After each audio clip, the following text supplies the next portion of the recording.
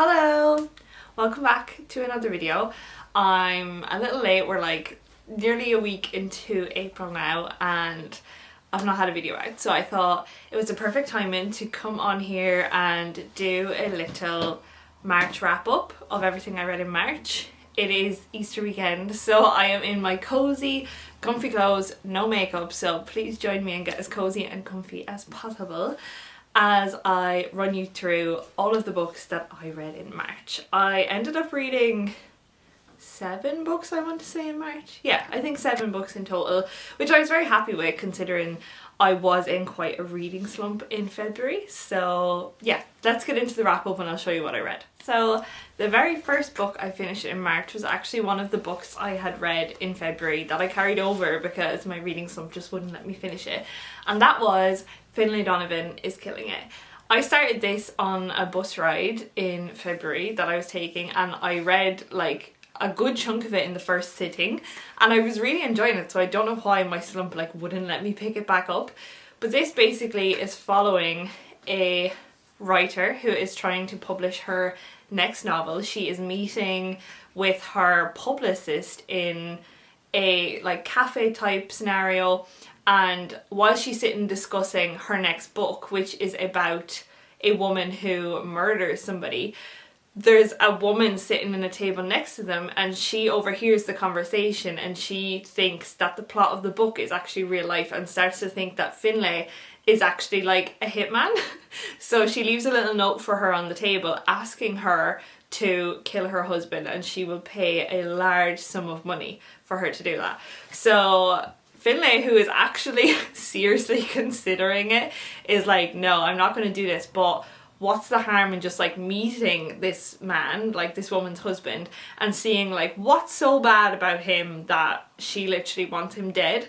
So she meets up with him, starts to kind of see exactly why this woman wanted her husband dead, and in meeting him a series of events unfold that put her in a seriously sticky situation, and she kind of ends up more entwined with what the wife wanted than she ever expected to be, because she obviously didn't set out to murder him, and that's no spoiler or anything, but yeah, she kind of becomes her own little detective, does her own dirty work, and there's a lot of like twists and turns, and it's a really like comedic style thriller book, because I wouldn't really say it's like really dark or anything. There are some tense moments and there's some thrilling bits, and like it has a few like darker storylines, but overall it keeps the story quite humorous. Like it keeps it nice and light and funny along the way. There was lots of like laugh out loud moments.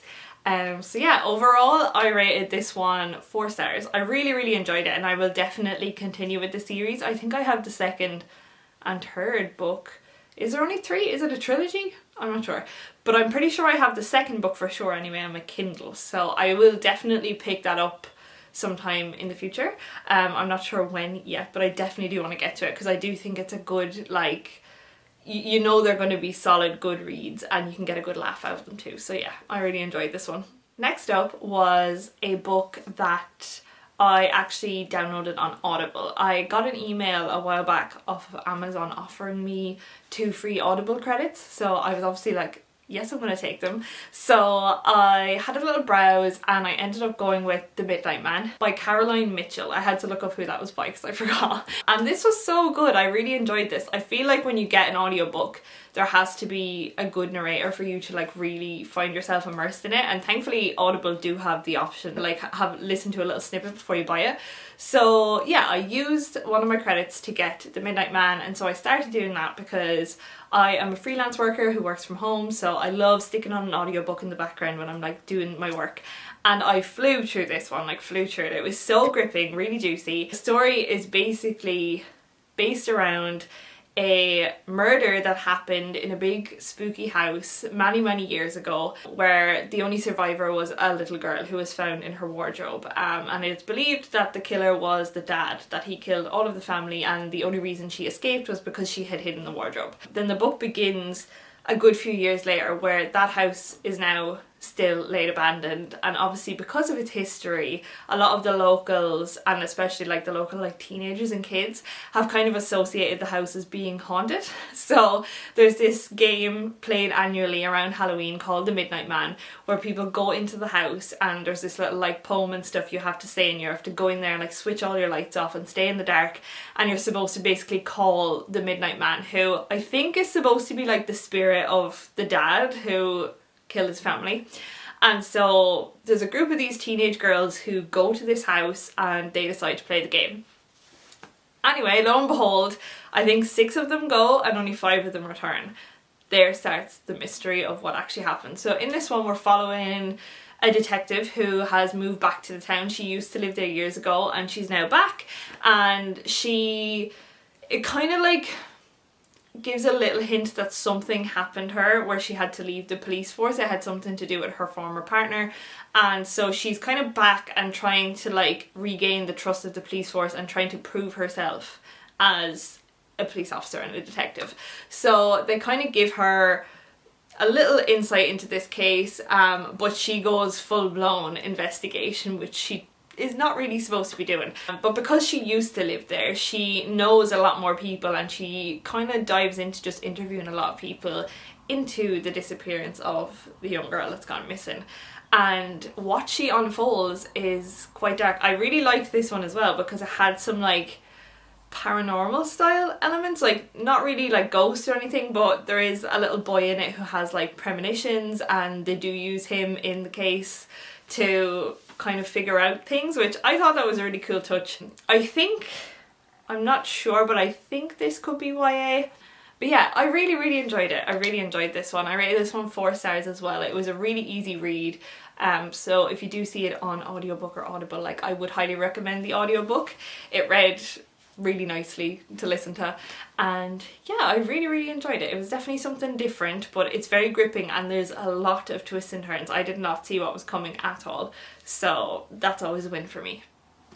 Okay, next up we decided to mix up our 2 previous thrillers and add a romance. So I had put a little poll on my Instagram story for people to vote what my next read should be, and this one won by a mile, like literally by a mile. So I had picked this one out in, I can't remember, in one of my last videos, and yeah, I had read the blurb of a couple of romances and this one just kind of stood out to me, so I was so happy when it was picked in the poll. And yeah, this was a 5-star read. I'm not like a romance girl at heart, like it's not something I read all the time, but I do like to pick them up from time to time, and I have to say that this was like a standout one. Like I thoroughly enjoyed this. I loved the characters. So this is following our 2 main characters. January is the girl and Gus is the guy, and they are both authors who are spending the summer trying to write their next novel. So they're both hoping to release a novel at the end of the summer that they obviously want to be like a huge hit. So January moves to a beach house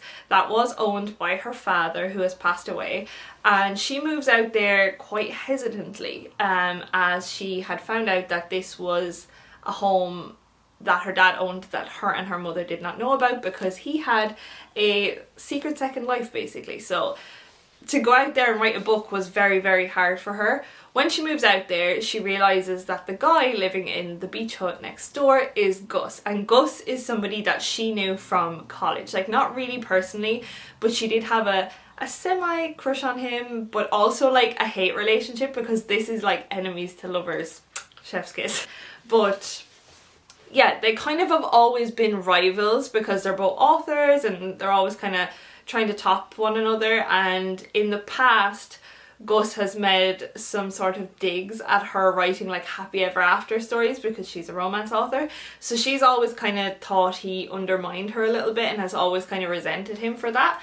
So once she moves in, I think on like the first night she's living there, he's thrown this massive raging party and she has to like go over and be like, can you turn this down? And that just kind of starts their relationship off with even more hostility. Like they're now very hostile towards each other. And yeah, the premise of this story is that they end up crossing paths and they end up kind of giving each other dares. So they kind of dare each other to try and swap genres. So they've decided that they're going to write each other's books throughout the summer and swap genres and give it a go. And like, I feel like January is definitely, and I feel like January especially wants to give this a go, since Gus kind of always like took the piss out of her a little bit for writing romance. So they decide to do that, and then at the end of the summer, whoever sells best kind of wins the bet. And obviously in doing so and writing each other's genres, they have to spend more time together and they have to get to know each other a bit more and kind of have to find each other's muse for writing and like what inspires you, what gets you going. And yeah, this story is just basically following them both, living in their beach huts for the summer and trying to write some books. And it is really good, like really, really good. It's so much more than just a cheesy romance, because even though it does have some of the tropes of a cheesy romance, it does have some really important topics that it covers, and it really goes into the depth of both their characters and what they're going through. And yeah, I just really liked it. And honestly, Gus is like my new favourite book boyfriend ever. So if you enjoy romance and you've not read this yet, definitely go read it. Next up was a book I read as part of a book tour with Legend Press, or Legend Times I think their name is on Instagram, and they really kindly sent me this as an ebook to review. So I was super happy to pick this one up because it is a secluded, isolating thriller, and if you've watched my videos by now, you know that that's my jam. So this book was called Secluded Cabin Sleep 6, and this was the story of a family. So it was basically the brother ran some big sort of tech company, had a lot of money, and he decided to rent out a really fancy, snazzy, like top of the range cabin that was basically isolated at the side of a forest. And he decided he was going to rent that for him and his entire family and their like partners and friends and stuff. So there was 6 of them in total, and they were going to go up there and basically have like a hiking weekend and like a yoga retreat in this really lovely, like refreshing, he had hired chefs to cook for them. So basically they were going there to be like wined, dined and pampered. So obviously they were delighted to go. His sister, who was coming along, had just had a baby, so she was very apprehensive to leave her baby behind. It was just her and her partner coming. And then the other 2 people coming was a family friend of theirs and her new boyfriend, who none of them had met or known, so this was their first time meeting them. So on their first night there, they meet the owner of the cabin, and he tells them to just be careful, that there's a big storm coming, which, you know, always adds the perfect ambiance. And he tells them how to turn the generator on if the power was to go out, etc, etc. So on their first night, they're having like lovely dinner, the chefs are cooking, and basically the guy who's rented the cabin, the brother, his partner, goes to bed with a migraine. During dinner, the chefs decide to tell a story of how like a family was murdered in this cabin, and that basically you can see the ghost of the woman who was killed and her child who was drowned in the lake out the back of the cabin, still walking like the grounds at night and stuff. They were saying, oh, like you'll see white shadows and apparitions, which obviously, you know, sets everybody a little bit on edge. And so yeah, after they've had their dinner, they decide to have a few drinks, they're smoking weed, they're chilling in the hot tub, and then the storm comes, and the storm rages. And they soon realise when they go upstairs to check on the brother's partner who went to sleep with a migraine during dinner, she's no longer in the bed, she's gone. And so the mystery kind of ensues of what's going on, did somebody kidnap her? And it's very much like a murder mystery of, you know, people start dying, and without spoiling anything, that's the general gist. They're stuck in this cabin, there's a storm, they cannot leave, there's trees down everywhere, there's no power, and people are dead. Who's the murderer? That's kind of the gist of it. So it's a very classic, isolating whodunit, and I really, really, really enjoyed it. I ended up rating this one 4 stars too.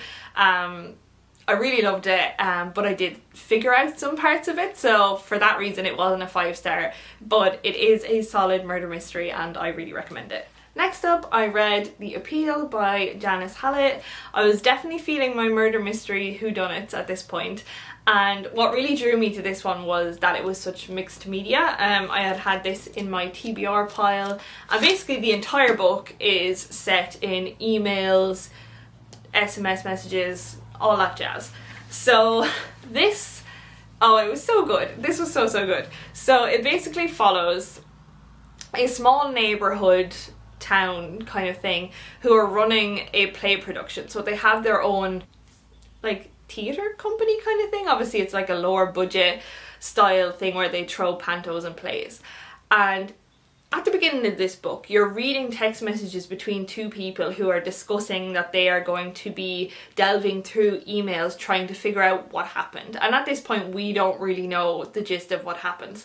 So you're reading through emails and you're basically figuring out, so there's a couple who've moved in and they're new to the area. And one of the girls, Isabel, decides to take them under her wing and she gets them involved with the play production that's going ahead because she thinks it's a great opportunity for them to kind of get involved in the community and to get to know people. So they become involved in that, and whilst the play is in rehearsals and in casting, etc, etc, the main organisers of the play, who seem to be quite a wealthy family in the community and a well-known family, their niece has been diagnosed with a very terminal cancer, and so the only way that they can get treatment is to get a specific sort of medication sent across from the US because they're the only place that has it. So they soon realise that they do not have enough money. So the community who are organising the play decide to run many fundraisers to raise enough money to try and get the medication to save this sick child, which, you know, anybody would do. In the process of this and reading the emails, you become aware that somebody in this story in the community has been sent to jail for murder. So you're wondering, how does a community fundraiser to raise money for a sick child with cancer become a murder mystery where someone's dead and somebody else has gone to prison? And I just thought this one was so clever because the way that you're reading the emails and the messages is like you are the detective, like being nosy and getting to snoop through somebody's computer trying to find evidence, because every page like was just new emails and not all of them correspond. So there's ones missing where people haven't replied and you're basically just working off of the emails that you do have. So you're kind of putting together the puzzle pieces as you read along, trying to figure out who said what, or what did they mean by that, or why were they emailing this person. And I just thought this was so clever. I didn't figure it out. I didn't call the ending.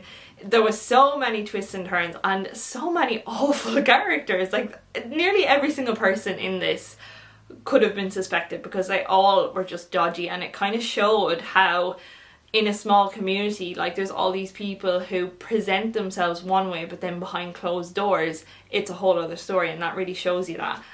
So yeah, like I just cannot rave about this one enough. I loved it and I absolutely would be picking up her other books in future. And considering this is like quite a chunky book, yeah, it's like over 400 pages, but because it's all mixed media it makes it so quick to read. Like I literally read this in 2 sittings. So next up is another book that you would have saw me reading in my reading vlog. That's where I spoke about Beach Read. I knew I had spoke about it in another video, and that is Runtime by Catherine Reinhauer. How cool is this copy? This was actually a proof copy that I got really kindly sent. That just blows me away.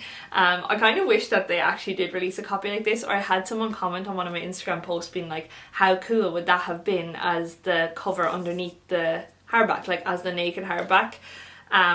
I just love it. That's like a film. But basically this book is called Runtime, and I read this and listened to it, so I swapped between reading and listening.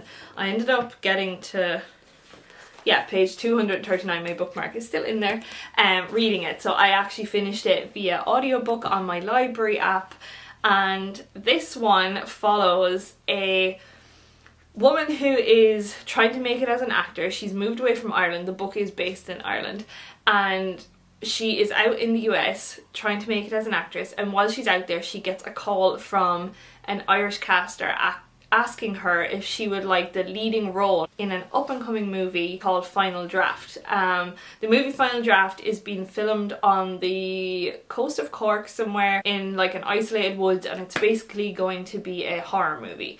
Now Adele, who is our main protagonist in this one, she had moved away from Ireland because the last time she did like an acting gig in Ireland she had a bit of a mental health breakdown and was kind of afraid that that was going to jeopardise her getting other roles in Ireland, and that's why she moved away. So to get the call to ask her to be the leading role in an Irish production, she's quite blown away and decides immediately to fly home and go and do it. So she comes home, she gets to Cork, she goes to film this and meets like the director and all of the production cast.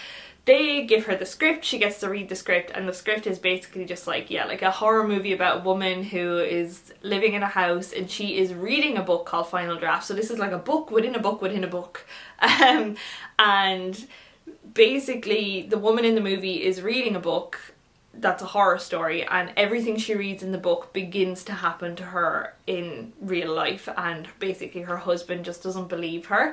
And so she's filming there for a couple of days, and then soon after, the things that are happening to the girl in the movie that were happening in the book are now also happening to Adele. So this is like literally just a running theme, and Adele is starting to wonder whether the casting crew are in on this, and this is one big piss take, like, to make fun of her because of what happened to her on her last filming set. But she's also questioning her own mental health, wondering if she's having some sort of mental breakdown again and whether she needs actual mental help. And yeah, this one is just like, it's creepy. You literally have no idea what's going on. I did end up rating this one 3 stars because I was a little bit disappointed by its ending, simply because I quite liked the idea of what was happening in the book happening to Adele as well, and I really thought it was going to turn into kind of a darker, like, horror-y murder mystery, which was not the case at all. This is definitely like more of a twisty-turny thriller, I would say. But yeah, I think because of that and because of the atmosphere that's built in like the first half of the book, because this is a big book. Yeah, this comes in at like 400 plus pages. But because of all of that like tension building and like eeriness that's built in the first half of the book, the second half just felt slightly anticlimactic to me, and I was just a little bit like underwhelmed, I suppose, a bit. Maybe that's my own fault. I know other people who've read this and absolutely loved it, and Catherine Ryan Howard for me is like one of my go-to thriller authors. I absolutely love her books. Like The Nothing Man was up there as one of my favourite reads of last year, which you're probably sick of hearing me saying if you watch my videos by now. But yeah, for me this was just like a little bit of a miss. I still really enjoyed it. I thought the audiobook was done excellently well, especially considering like large portions of this book are written in script, but they still make that really easy to follow in the audiobook.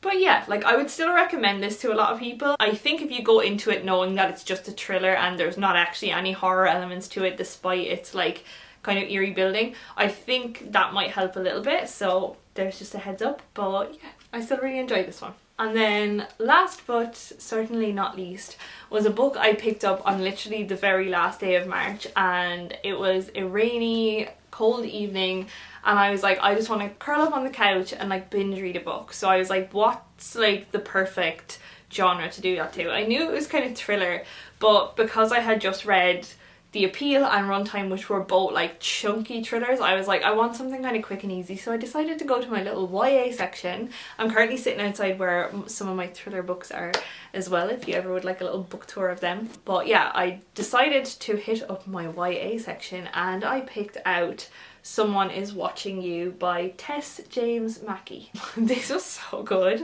Like, this was dark for a YA. So this one is about a girl called Nia who is currently like in trouble with her parents, and so is not being let like hang out with her friends and do like all the cool things that all the cool kids are doing right now. So instead she's dragged along on a weekend to a children's soft play area where her mom is taking her little sister to play. Nia doesn't want to go because she thinks, number one, like, boring, I don't want to go to a kids soft play area, but number two, she doesn't want to go there because she thinks it's super weird that this new soft play area was built in an old abandoned prison. And so from the get-go she's like, that's so odd. But she goes along anyway, and in this you really get the feel for how impressionable you are as a teenager, because Nia is the most impressionable girl, and like my heart honestly went out to her at points because she was willing to literally do anything that her friends asked in order to impress them. So she has started going out with this guy Scott. It's a very new relationship, and so she's trying her hardest to impress him alongside his friends. And he is not the nicest guy because he is trying to pressure her into things. I do know there is trigger warnings in the beginning of this book. Let me just read them. Yeah, so it just says this book contains mentions of emotional abuse, sexual coercion and physical violence. So yeah, there's no spoiler that her boyfriend, as a teenager, he's trying to pressure her into things she doesn't want to do, but she's also trying to do as much as she possibly can to impress him because she doesn't want him to dump her.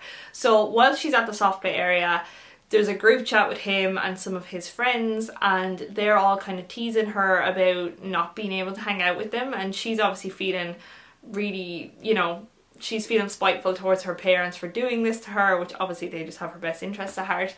And so she's basically doing anything to try and convince this group of people that she's really cool. In the process of this, they decide to dare her while she's there to go into the abandoned prison part of the building and to take some pictures to prove how cool she is. So obviously she decides to do that. She goes off exploring. She ends up opening a few doors that she thought would be locked that weren't, and mid exploring she realizes her younger sister followed her into the building, and she starts to be like, you need to go back, like, you know, our mother is going to be panicking about you where you are. But obviously, as little sisters do, you just want to follow your big sister and you just want to be like, I want to be with you. But obviously Nia is like, you're cramping my style. So she begins to explore the prison, but every dare she does, the friend group seems to find something further that she should do, so they're like pushing her and pushing her. You can tell from reading this that the friend group do not care for her and are kind of making a mockery of her, but you can also tell that she does not know this, so she is willing to literally keep going and keep going. And in doing so, she ends up getting herself quite stuck in the prison, and when she turns around, her little sister is no longer behind her, and there's a disappearance, and it kind of turns into quite a dark crime case. What starts out as just a simple way of impressing your friends turns into a very dark story. But yeah, I feel like this had some really important topics. I feel like especially as a young adult who's going to read this, you're really going to see how it teaches a lot about being true to yourself and not trying to be someone you're not just to impress other people, because at the end of the day, if someone doesn't like you, they're not going to like you if you know, no matter what you do. But yeah, dark and scary, like properly scary for a YA book. Like, this had enough eeriness to be a adult thriller horror, but the content and the writing was very YA. So I devoured this in one sitting. It's just under 300 pages, so it's definitely one that you can sit and binge read. And yeah, I really enjoyed it. I ended up rating this one 4 stars. I actually ended up being like, I love this, I love the premise of it. The only thing that I found a little bit unbelievable would be for there to be a child soft play area in an abandoned prison. And then I got to the acknowledgements and the author said, this is based on a true story of the time that I took my daughter to a soft play area in an abandoned prison. And I was like, okay, proven wrong. So that concludes my March wrap up. I managed to read 4 physical books. Well, this one was kind of an audiobook as well. 2 ebooks and then another full audiobook. So I definitely had a good month. I really enjoyed all the books I read, and I feel like I was reading steadily through the month. So that was very enjoyable. I am 7 days into April now, and I've decided that I'm going to do a thriller April of reading nothing but thrillers, so you're definitely going to have to stay tuned for that. But overall, I think I had a really good month. There was some 5-star reads in there, some 4 stars, and then like my lowest read was a 3-star, which I still really enjoyed. So I feel like that was a very successful reading month, especially following after my slump in February. So if you've got this far, thank you so much for watching. Let me know in the comments below if you've read any of these or have loved any of these, or if you have any book recommendations based off the books that I loved. And yeah, that is all for this week. I have quite a big haul from March as well, so I feel like a book haul might be needed soon. But for now, I'm going to go and have a very chill Easter weekend. I'm going to eat lots of chocolate and read lots of books, and I hope you do too. So I shall see you next time.